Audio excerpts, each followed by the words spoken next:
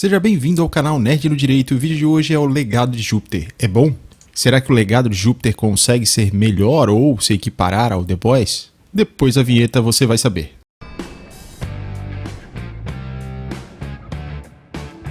Eu vou aqui tentar trazer o mínimo de spoilers, mas vou contextualizar para você o que se trata o Legado de Júpiter. Temos um mundo com heróis aí muito similar ao que a gente tem da Liga da Justiça, e os heróis antigos eles estão para passar aí o legado deles para a próxima geração, que são seus filhos. E o nome do cara que equivale ao Superman é o Tópico. Ele tem 2 filhos, uma filha cresce e vira uma louca, que se droga e faz um monte de besteira, e o outro filho fica sendo pressionado para seguir o legado do pai. E a principal polêmica discutida seria em relação aos heróis matarem os inimigos, matarem os vilões. E muita gente tem comparado o Legado de Júpiter com o The Boys pela proposta de super-heróis que discutem questões morais, como acontece no The Boys também, só que aqui a gente não tem um elemento humano, não tem tantos humanos assim que aparecem nessa história e que são relevantes, tem pouquíssimos e nem de longe a série chega a impactar como acontece lá no The Boys. E aqui tentando achar alguma coisa boa nessa série, eu diria aí que é interessante a forma como eles vão contando a história do passado, intercalando com a história aqui do presente. Apesar da história não ser boa, ela te prende porque você fica naquela expectativa de que vai melhorar e você quer saber o que vai acontecer de um episódio para o outro. E a série acaba enganando a gente o tempo inteiro, você fica na expectativa de que ela vai melhorar, é como se a pessoa ficasse pra você, agora vai, hein, agora vai ficar boa, hein, espera só que vai ficar boa. E você continua assistindo, continua esperando e não vai. Ela não melhora, ela continua sendo ruim. Não dá pra comparar ela com The Boys de forma nenhuma. Lá no The Boys é interessante porque você vê o quanto são frágeis os seres humanos em relação aos super-heróis. Fora toda a questão de manipulação, o mundo podre dos heróis ali que no The Boys a gente consegue ver, aqui não é tão assim. E apesar de tratar de temas adultos, temas polêmicos, não é bem utilizado, a ideia é até boa, mas não é bem executada na série.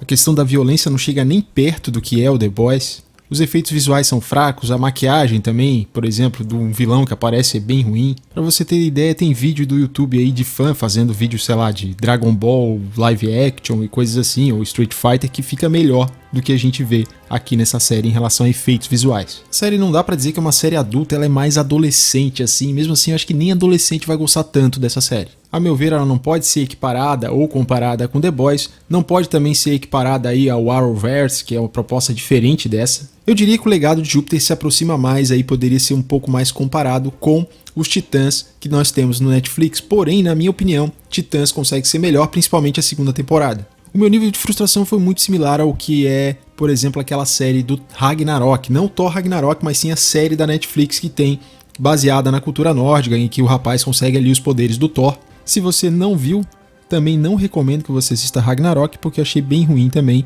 Fica bem nessa coisa de que parece que vai ficar bom e não fica bom nunca. Sobre os personagens, apesar deles tentarem ali fazer uma introdução, você passa bastante tempo ali vendo a situação, a história do personagem principal, que é o Tópico. Tenho que dizer pra vocês que nem assim eles deixaram, ao meu ver, de serem personagens genéricos, versões alternativas aí da Liga da Justiça. Os atores não são tão carismáticos, os personagens não são tão bons a ponto de você se identificar com eles, de você torcer por eles, de você gostar deles. O único personagem que me pareceu um pouco coerente e que eu achei mais interessante que os outros foi a Lady Liberty. Ela seria mais ou menos uma mistura de uma Mulher Maravilha com a Lois Lane. E em muitas das situações ela é a pessoa mais coerente do grupo e que menos se abala emocionalmente em relação aos outros. Muitas vezes ela acaba sendo a pessoa racional do grupo naqueles momentos que tá todo mundo pirando.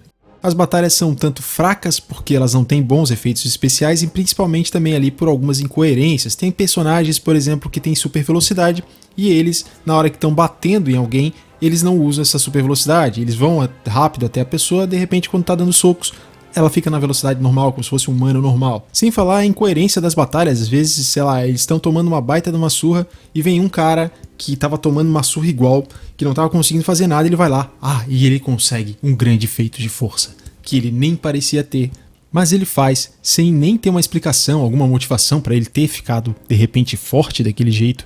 sendo que ele estava ali tão fraco quanto os outros e tomando a mesma surra. Deixa o seu like, se inscreve no canal para eu trazer mais vídeos de resenhas de séries e também de filmes para eu saber aí se vocês gostam desse tipo de conteúdo, além do conteúdo de Dragon Quest que eu já apresento aqui no canal em relação aos episódios semanais. Aliás, falando em Dragon Quest, a maioria do público aqui já assistiu Dragon Quest lá de 1991 na época que passou em 1996 aqui no Brasil, e talvez vocês consigam entender essa referência. Eu diria que o legado de Júpiter está para The Boys, assim como os jovens guerreiros tatuados de Beverly Hills estavam para os Power Rangers. Em alguns momentos do legado de Júpiter eu senti aquela vergonha alheia, aquele sentimento assim de que eu tô vendo algo cringe, assim como era lá assistindo os jovens guerreiros tatuados de Beverly Hills. Tem momentos realmente que o legado de Júpiter chega a ser tosco. Realmente a série me frustrou bastante porque eu tinha uma expectativa alta em relação a essa série. Na escala de 1 a 10 e uma nota para essa série eu daria nota 2, pelas ideias até serem interessantes, mas muito mal executadas e todos os problemas que eu já falei anteriormente. Essa foi a crítica do Legado de Júpiter. Valeu e vejo você no próximo vídeo.